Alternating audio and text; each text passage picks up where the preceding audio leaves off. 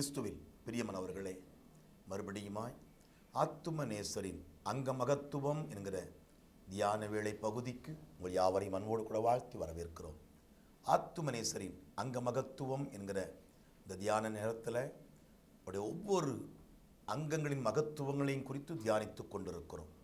இந்த நாளின் தியானத்திற்கு முன்பதாக எல்லாரும் கண்களை மூடி, ஆண்டவரே இதை எங்களுக்கு பிரயோஜனமாக்கி தாருங்கப்பான்னு சொல்லி எல்லாரும் ஜெபிக்கலாமா? நேசிக்கிற ஆண்டவரே, மறுபடியும் நாங்கள் உண்மை மனதார துதித்து ஸ்தோத்தரித்து மகிமைப்படுத்துகிறோம். உடைய அங்க மகத்துவங்களை குறித்து தியானிக்கிற நாங்கள் மெய்யாகவே ஒவ்வொரு அவயவங்களையும் எங்களுடைய பாவங்களுக்காக சாபங்களுக்காக அடிக்க அவமானத்துக்கு ஒப்பு கொடுத்ததை நினைக்கிறோம். இனி பாவம் செய்யாதபடிக்கு தீர்மானம் செய்கிற ஒரு நல்ல ஒரு தியான நேரத்தை தந்திருக்கிறீங்க. இப்பொழுது இந்த நாளின் தியான வேளையை எங்களுக்கு ஆசீர்வாதமாக்கி தாருங்க. தேவ கரத்திலே கொடுக்கிறோம், இயேசுவின் மூலமாக ஜெபிக்கிறோம் நல்ல பிதாவே, ஆமேன் ஆமேன். இந்த நாளின் தியானத்திற்கான தலைப்பு ஆத்துமநேசரின் கை விரல். ஒருவேளை கடந்த நாட்களில் 5 நாட்களாக ஆத்துமநேசருடைய கை என்று 5 தியானங்களை தியானித்திருக்கிறோம். இன்றைக்கு ஆத்துமநேசரின் கை விரல் என்கிற தலைப்பிலே பார்க்க போகிறோம். அதற்கு ஆதாரமாய் சொல்லப்பட்டிருக்கிற வேத வார்த்தைகளை நான் முதலாவது வாசிக்கிறேன். மார்க்கு சுவிசேஷம் 7ஆம் அதிகாரம் 31 35 வசனம் வரையிலான சுருக்கத்தை முதல்ல நான் வாசிக்கிறேன். அவர் தீரு சீதோன் பட்டணங்களின் எல்லைகளை விட்டு புறப்பட்டு தெக்கப்போலியின் எல்லைகளின் வழியாய் கலிலேயா கடல் அருகே வந்தார். அங்கே கொன்னை வாயுடைய ஒரு செவிடனை அவரிடத்தில் கொண்டு வந்து அவர் தமது கையை அவன் மேல் வைக்கும்படி வேண்டிக் கொண்டார்கள். அவர் தமது விரல்களை அவன் காதுகளில் வைத்து உமிழ்ந்து அவனுடைய நாவை தொட்டு வானத்தை அண்ணாந்து பார்த்து பெருமூச்சு விட்டு எப்பத்தா என்றார். அதற்கு திறக்கப்படுவாயாக என்று அர்த்தமா. உடனே அவனுடைய செவிகள் திறக்கப்பட்டு அவனுடைய நாவின் கட்டும் அவிழ்ந்து அவன் செவ்வையாய் பேசினான். 2ஆவதாக யோவான் சுவிசேஷம் 8ஆம் அதிகாரம் 6, 7, 8 வசனங்களின் சுருக்கம். இயேசுவோ குனிந்து விரலினால் தரையிலே எழுதினார். அவர்கள் ஓயாமல் அவரை கேட்டுக்கொண்டிருக்கையில் அவர் நிமிர்ந்து பார்த்து, உங்களில் பாவம் இல்லாதவன் இவள் மேல் முதலாவது கல்லறிய கடவன் என்று சொல்லி அவர் மறுபடியும் குனிந்து தரையிலே எழுதினார் என்பது போதனை. கடந்த 5 நாள் தியானங்களிலும் அவருடைய திருக்கரங்களை பற்றி அநேக மகத்துவங்களை நாம் தியானித்திருக்கிறோம். இப்போது அவருடைய திருக்கரத்தின் விரல்களை பற்றி சுவிசேஷத்தில் அடங்கியிருக்கிற குறிப்பை நாம் தியானிக்க போகிறோம். அதில் 2 குறிப்புகள் விசேஷமாய் சொல்லப்பட்டிருக்கிறது. முதலாவதாக ஆத்துமநேசருடைய விரல் செவிடருடைய காதை திறக்கும் திறவுகோலும் ஊமையர்களின் நாவின் கட்டை வெட்டும் கத்தரிக்கோலுமாய் இருந்தது. மத்தேயு சுவிசேஷகன் இயேசு ஒரு ஊமையனை குணமாக்கினதை பற்றி எழுதுகிறார். பிசாசு பிடித்ததினால் அவன் ஊமையனாயிருந்தான். இவனோ இயல்பாய் ஊமையனாயிருந்தான். அதோடு இவன் செவிடனாயும் இருந்தான். செவிடர் அதாவது காது கேளாதவர்கள் பெரும்பாலும் ஊமையருமாய் இருப்பார்கள். ஏனென்றால் நாவின் குறைவினாலே அல்ல, பேசும் வார்த்தைகளை கேட்டு அறிந்து கொள்ளத்தக்க காதின் உணர்வு இல்லாதிருக்கிறபடியினால் அப்படி இருப்பார்கள். இவனை பற்றி அப்படியும் நினைக்க இடமில்லை. ஏனென்றால் காது கேட்டாலும் நாவு பேச இயலாமல் இருந்தது என்றே சொல்ல வேண்டும். அற்புதம் நடந்த பின்பு அவன் செவ்வையாய் பேசினான் என்று சொல்லப்படுகிற குறிப்பினால் முன்னே அவனுக்கு கொஞ்சம் பேச்சு இருந்தது என்று எண்ணுவார்கள். அவன் கொஞ்சம் பேசக்கூடுமையானால் அல்லது நாவின் கட்டு இல்லையானால் இயேசு உமிழ்ந்து அவன் நாவை தொட வேண்டிய அவசியமே இல்லை. செவ்வையாய் பேசினான் என்ற குறிப்பு பூரண சுகத்தின் தன்மையை காட்டுகிறது என்று நாம் அறிந்து கொள்ள வேண்டும். 2ஆவதாக ஆத்துமநேசரின் விரல் பாவத்தை கிறுக்கி போட்டது என்று பார்க்கிறோம். இதை விபச்சார ஸ்திரீயின் சரித்திரத்திலே நன்றாக பார்க்கிறோம். இயேசு தரையில் என்னத்தை எழுதினார் என்று தெரியாது. சிலர் நினைக்கிறபடி அங்கே வந்து நின்ற ஒவ்வொருடைய பாவத்தையும் எழுதி காட்டி அவரை வெட்கத்தோடு திரும்பி போக பண்ணியிருப்பார். ஆக்கினை செய்யும் கிரியை உடன்படிக்கையை முன்னே கல்லிலே எழுதி கொடுத்தவர் இப்பொழுது ஆக்கினையை தமது சொந்த விரலால் கிறுக்கி தண்டனையிலிருந்து தப்ப பண்ணும் எழுத்தை எழுதுகிறார். தியானம். ஆத்துமாவே, இரட்சகருடைய திருக்கரத்தின் விரலை நோக்கி உன் கண்களை ஏறெடுத்து தியானம் செய். இயேசுவின் விரல் ஆத்துமாவின் செவியை திறக்கவும் நாவின் கட்டுகளை அவிழ்க்கவும் வல்லமையுள்ளதாயிருக்கிறது என்கிற செய்தி நம் ஆவிக்கு மகிழ்ச்சியை கொடுக்கிறது. நாமோ செவிடனைப் போல கேளாதவனாகவும் ஊமையனைப் போல வாய் திறவதாகவும் இருக்கிறேன். பாம்பாட்டிகள் வினோதமாய் ஊதினாலும் அவர்கள் ஊதும் சத்தத்திற்கு செவிகொடாதபடிக்கு தன் காதை அடைக்கிற செவிட்டு விரியனைப் போல் இருக்கிறேன். இரட்சகர் தமது திருவிரலால் என்னை தொட சித்தமாயிருக்கிறார். நான் அவரண்டை போவேன். சில நாள் பொறுத்து அல்ல, இப்பொழுதே இன்றைக்கே போவேன்.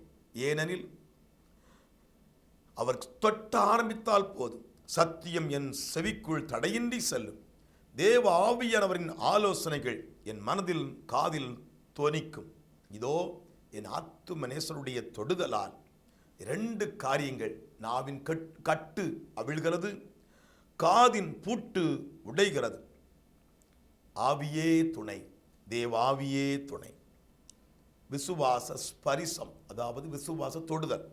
என் இரட்சகர் செவிடும் ஊமையுமான என் ஆத்துமாவை குணமாக்கும்படி என்னை தனியே கொண்டு போகிறார். என் பாவங்களிலிருந்தும் என் பழைய சிநேகிதரிலிருந்தும் சாத்தானின் உறவிலிருந்தும் வீடு வாசலில் இருந்தும் தேசம் ஜாதியில் இருந்தும் தனியே அழைத்து கொண்டு போகிறார். அவர் என்னை எங்கேயும் கொண்டு போகட்டும், எவ்விடத்திலாவது என்னை தனிப்படச் செய்யட்டும். என் ஆத்தும செவிடும் ஊமையும் தீர்ந்தால் அதுவே போதும். இதோ என் இரட்சகர் தமது திருவிரலை என் காதுக்குள் விடுகிறார். இதோ என் காது திறந்து விட்டது, சகல சத்தியங்களும் எனக்குள் ஓயாமல் இறங்குகின்றது. அவர் தமது அருளாகிய உமிழ் நீரை என் நாவில் பூசுகிறார், அதன் கட்டுகள் தெரிப்படுகிறது. இப்போது நான் தேவ மகிமைகளையும் சத்தியங்களையும் கேட்கிறேன். இனி என் நாவினால் அவரை துதித்து மகிமைப்படுத்துவேன் ஆக. சகரியா ஆசாரியன் 10 மாதம் ஊமையாயிருந்து வாய் திறக்கப்பட்ட உடனே தேவனை துதித்தானே. பிறந்த நாள் முதல் இத்தனை வருஷங்களாய் செவிடும் ஊமையுமாயிருந்த நான் திறக்கப்பட்டிருக்க என் வாயை இனி மூட மாட்டேன். ஆம், சேனைகளின் தேவனாயே கர்த்தாவே, நீர் பரிசுத்தர் பரிசுத்தர் பரிசுத்தர் என்று ஓயாமல் துதிப்பேன், ஓயாமல் துதிப்பேன். 2வது, என் இயேசுவின் விரல் என் பாவங்களை கிறுக்கி போடுகிறது. ஆம், இனி நான் பாவி என்று அழைக்கப்படாமல் இயேசுவின் நித்தம் நீதிமான் என்று எண்ணப்படுவேன். என் பாவம் கிறுக்கப்பட்டபடியால் ஜீவ புஸ்தகத்தில் என் பெயர் எழுதப்பட்டிருக்கிறது. என்னை தண்டனைக்கு உட்படுத்த நியாய பிரமாணத்தினாலும் தேவ கோபத்தினாலும் தேவ நீதியினாலும் கூடவே கூடாது. ஏனென்றால் என் பாவம் கிறுக்கப்பட்டு போயிற்று. பிசாசு, பாவம், உலகம் முதலிய சத்துருக்களின் குற்றச்சாட்டுதல் இனி ஒப்புக்கொள்ளப்படவும் மாட்டாது, விசாரிக்கப்படவும் மாட்டாது, தீர்ப்பு செய்யப்படவும் மாட்டாது. ஏனெனில் என் பாவங்களை மன்னிக்க அதிகாரமுடையவராய் மாம்சத்தை எடுத்து என்னை தேடி வந்த இயேசு தேவனால் பாவம் அத்தனையும் கிறுக்கப்பட்டு போயிற்று.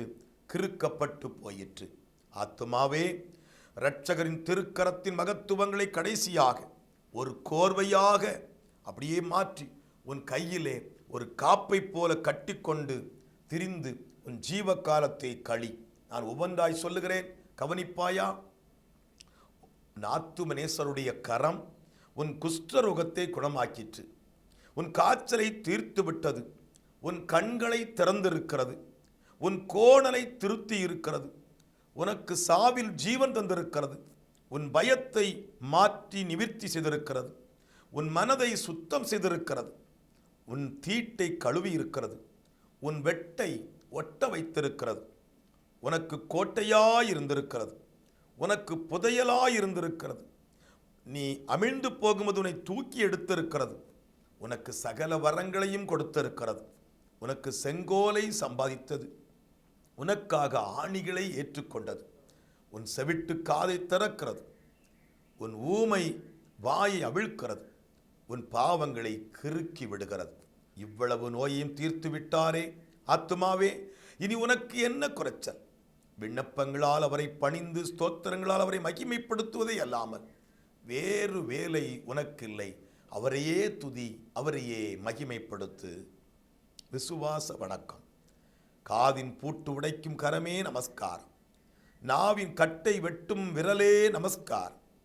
பாவ மன்னிப்பு எழுதும் விரலே நமஸ்காரம்.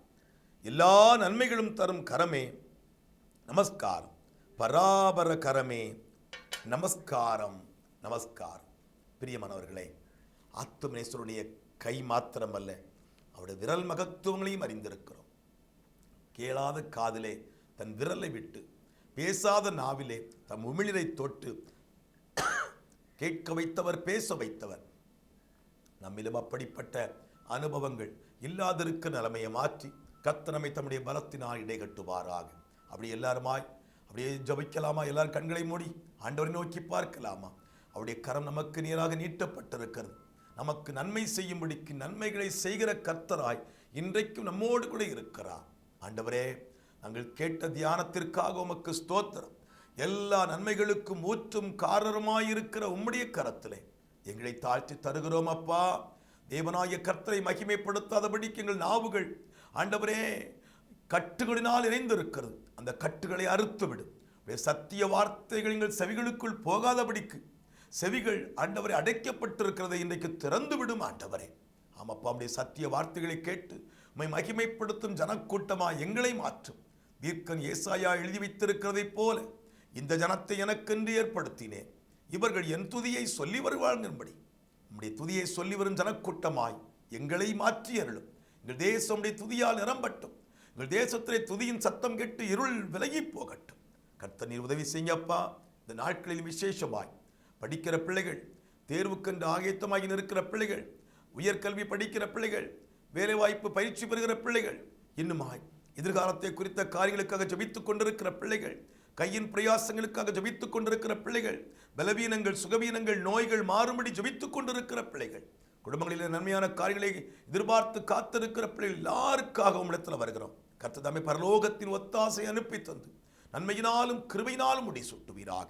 உடைய ஆத்தும நேசருடைய அங்கமகத்துவங்களை தியானிக்க ஒவ்வொரு அங்கங்களும் எங்களுக்காக எவ்வளவாய் நன்மைகளை சம்பாதித்து தந்திருக்கிறது என்று நினைத்து பார்க்கிறோம்.